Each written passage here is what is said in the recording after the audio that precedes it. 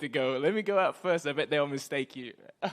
Literally just then we were waiting over there. He goes, let me go first. So, thought it would work. So, I mean, it worked. It got you, didn't it? It did get me for a minute because I'm like, something's different, but I don't know enough.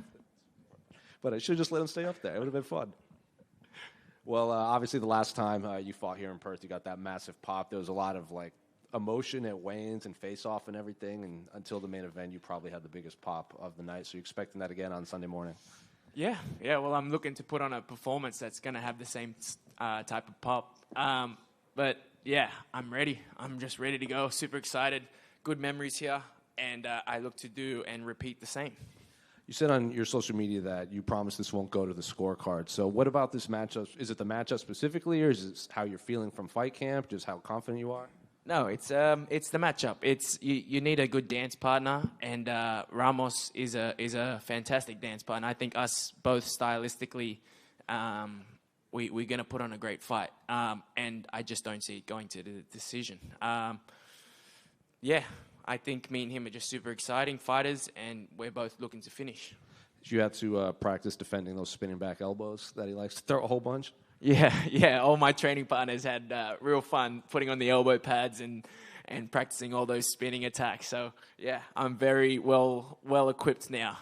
Have you run into him in the hotel room at all? Because, we saw him at that Welcome to the Country ceremony, and he was actually getting involved with all the local fighters. So, what do you just make of him outside of the octagon? Oh, man, I think he's a very respectful guy. I did run into him in the lobby, and he came straight up to me, shook my hand, and just said, yep.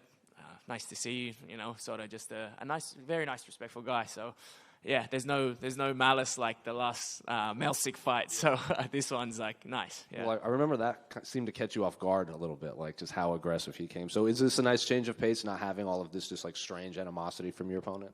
Yes, and look, we're gonna go in there. We're gonna punch and hurt each other. But it's nice to not have to think about if we see each other in the lobby, if we're going to have to throw hands in the lobby. So, yeah, it's nice to not have to think about that.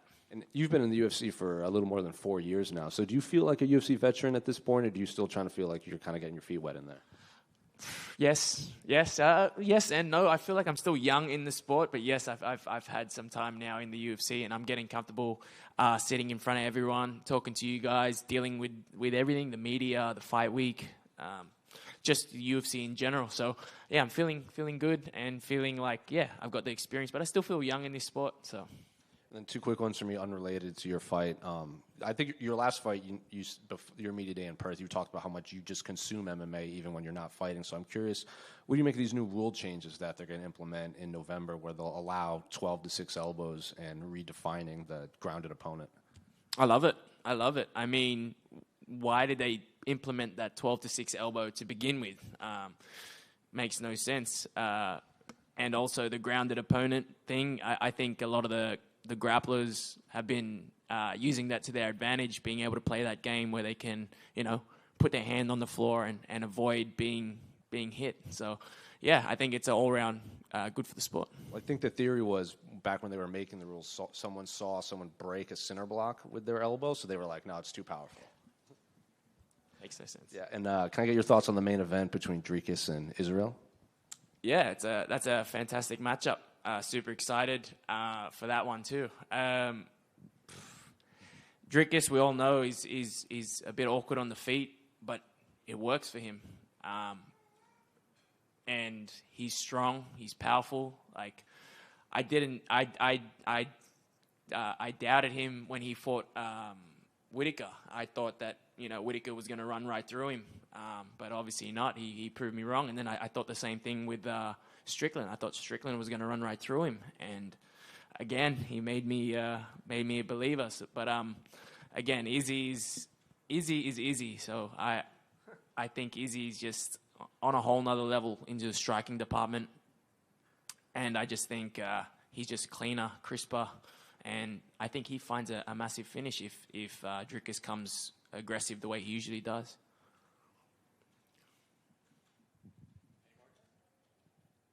Josh, over here. Probably not a great question to ask you before you make weight, but any luck on the KFC sponsorship? Unfortunately, no. So I've given up on the KFC sponsorship. I'm not looking to go on that route. If I did get that sponsorship, I probably wouldn't be making featherweight anymore. I'd probably be up in the welterweights, middleweights. So I'm glad that I didn't get that sponsorship. But any beer companies that are looking to sponsor me, I'm happy to be a beer sponsor, to be an advocate for beers. So any beer sponsors. And of course, when you came out, there was that little switcheroo there. How is it to be in Fight Week with the family? It's the best. It's honestly the best to be able to share this sort of experience with my family, with my partner, with my baby. She's at the back over there. There you go. Just to have all of this is just.